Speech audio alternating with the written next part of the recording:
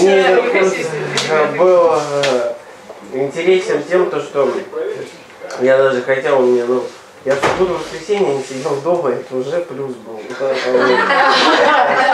Плюс, я узнал знания, которые, в принципе, я до этого как-то, знал так, параллельно, то есть слышал, да, а здесь я уже увидел методики, как это все формируется, как это запускается, какие во мне вообще там жучки живут, так скажем, вот, и как с ними работать, то есть, как работать со страхами. В целом я с людьми познакомился,